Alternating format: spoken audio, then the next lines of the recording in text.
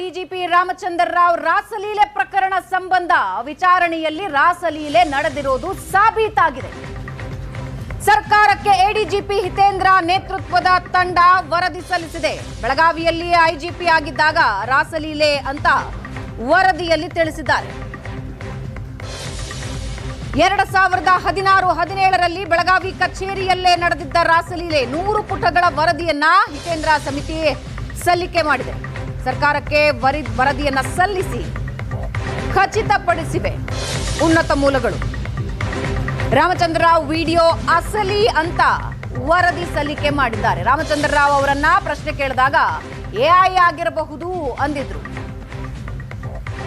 ತನಿಖೆಯಲ್ಲಿ ವಿಡಿಯೋ ಮೂಲ ಪತ್ತೆ ಹಚ್ಚಿದ್ದಾರೆ. ಈ ಬಗ್ಗೆ ಇನ್ನಷ್ಟು ಡೀಟೇಲ್ಸ್ ಹಂಚಿಕೊಳ್ತಾರೆ ನಮ್ಮ ಬೆಂಗಳೂರು ಬ್ಯೂರೋ ಹೆಡ್ ರಮೇಶ್ ಫೋನಿನಲ್ಲಿದ್ದಾರೆ. ರಮೇಶ್, ನೀವು ಮೈಕ್ ಹಿಡಿದು ಕೇಳಿದಾಗ ರಾಮಚಂದ್ರ ರಾವ್ ಹೇಳಿದ್ರು ಅದು ಎಐ ವಿಡಿಯೋ ಅಂತ. ಈಗ ತನಿಖೆಯಿಂದ 100 ಪುಟಗಳ ವರದಿಯಲ್ಲಿ ಇದರ ಅಸಲಿಯತ್ತು ಗೊತ್ತಾಗಿದೆ. What next?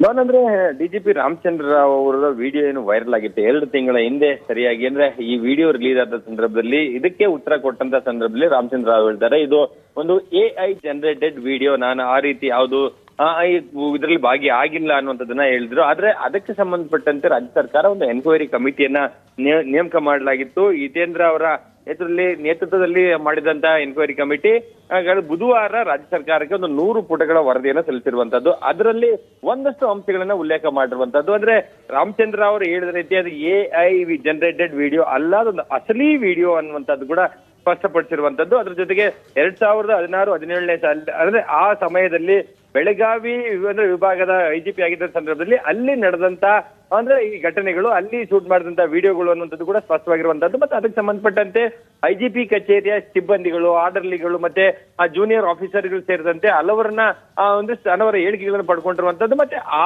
ವಿಡಿಯೋದಲ್ಲಿರುವಂತಹ 2 ಮಹಿಳೆಯರನ್ನ ಪತ್ತೆ ಮಾಡಿ ಅವರ ಹೇಳಿಕೆಯನ್ನ ಪಡ್ಕೊಂಡಿರುವಂತದ್ದು. ಅದೇ ಆ 2 ಮಹಿಳೆಯರಲ್ಲಿ ಓರ್ವ ಮಹಿಳೆ ಆ ವಿಡಿಯೋವನ್ನ ಏನು ಶೂಟ್ ಮಾಡ್ಕೊಂಡಿದ್ವು ಅನ್ನುವಂಥದ್ದು ಕೂಡ ಗೊತ್ತಾಗಿರುವಂತದ್ದು. ಅಂದ್ರೆ ಅವ್ರದ್ದೇ ಬೇರೆ ಉದ್ದೇಶಕ್ಕೋಸ್ಕರ ಈ ವಿಡಿಯೋವನ್ನ ಶೂಟ್ ಮಾಡ್ಕೊಂಡಿದ್ರು ಅನ್ನುವಂಥದ್ದು. ಅದರ ಜೊತೆಗೆ ಇನ್ನೊಂದಷ್ಟು ಮಹಿಳೆಯರ ಜೊತೆ ರಾಮಚಂದ್ರ ಅವರ ಸಂಪರ್ಕ ಇದ್ದ ಬಗ್ಗೆಯೂ ಕೂಡ ಒಂದಷ್ಟು ಮಾಹಿತಿಗಳು ಲಭ್ಯ ಆಗಿರುವಂತದ್ದು. ಆದ್ರೆ ಈಗ ರಾಜ್ಯ ಸರ್ಕಾರ ಏನು ವೈರಲ್ ಆದ ವಿಡಿಯೋಗಳಿಗೆ ಸಂಬಂಧಪಟ್ಟಂತೆ ಅಂದ್ರೆ ಮಾಧ್ಯಮಗಳಲ್ಲಿ ಬಂದಂತ ವಿಡಿಯೋಗೆ ಸಂಬಂಧಪಟ್ಟಂತೆ ಒಂದು ಎನ್ಕ್ವೈರಿಯನ್ನ ಮಾಡಿ ವರದಿಯನ್ನ ಕೊಡ್ಲಿಕ್ಕೆ ಹೇಳಿದ್ದು. ಆ ಒಂದಷ್ಟು ವರದಿಗೆ ಆ 2 ವಿಡಿಯೋಗಳಿಗೆ ಸಂಬಂಧಪಟ್ಟಂತೆ ಈಗ ವರದಿಯನ್ನ ನೀಡಿರುವಂತಹದ್ದು.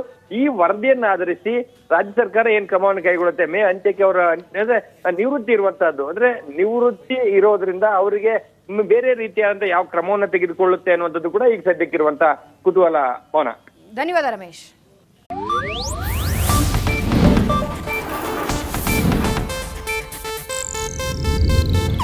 ಇದು ಏಷ್ಯಾನೆಟ್ ನ್ಯೂಸ್ ನೆಟ್ವರ್ಕ್ ಪ್ರಸ್ತುತಿ.